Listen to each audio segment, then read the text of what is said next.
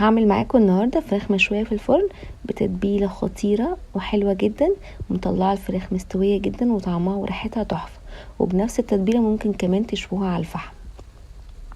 معايا هنا فرخة 2 كيلو قطعتها على 12 قطعة، وغسلتها ونشفتها كويس جدا جدا، وفتحتها بالسكينة زي ما انتم ما شايفين كده.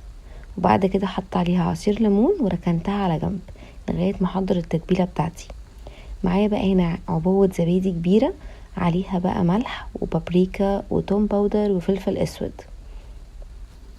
ومعايا كمان 4 معالق كبار من زيت الذرة، معلقتين كبار من الصويا صوص الفاتح، بيبقى شكله كده، بيبقى بيتباع في الماركت وفي طبعا في انواع منه كتير. ومعايا كمان معلقتين كبار من دبس الرمان، وانا بستخدم النوع ده. ومعلقة كبيرة من معجون الصلصة. وهقلب بقى كل التتبيله دي كده مع بعض كويس جدا لغايه ما تتجانس تماما، وهنزل بقى فيها الفراخ.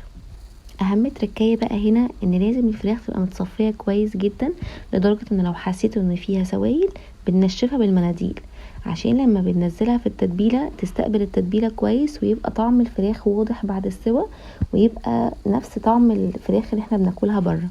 هغطيها بقى وادخلها التلاجة مش اقل من ساعتين لو انا هسويها في الفرن، لكن لو انا هسويها على الفحم مش تبقى اقل من 24 ساعة. لازم اسيبها وقت كافي عشان تدينا الطعم والسوى اللي احنا عايزينه. هجيب بقى صينية وارص بقى فيها الفراخ، مش هحط معاها دهون ولا هحط اي حاجة ولا زيت ولا سمنة ولا اي حاجة، هي هتنزل الدهون بتاعتها. واكون طبعا بقى مولعة الفرن على درجة حرارة، لازم الفرن يبقى سخن كويس جدا. وهغطيها بقى بالفويل، اهم حاجة اقفل الفويل كويس جدا، وادخلها بقى على الفرن اول نص ساعة على درجة حرارة عالية قوي، وبعد كده بوطيها على درجة حرارة 180، وبسيبها كمان ساعة، يعني كده مدة السوا ساعة ونص. اول نص ساعة على درجة حرارة عالية، وبعد كده بوطي خالص النار.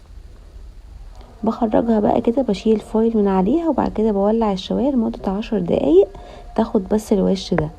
وبجد احلى فراخ هتاكلوها في الفرن، طرية وجوسي كده، وبجد ريحتها خطيرة. جربوها وقولي ايه رأيكم، وبألف هنا.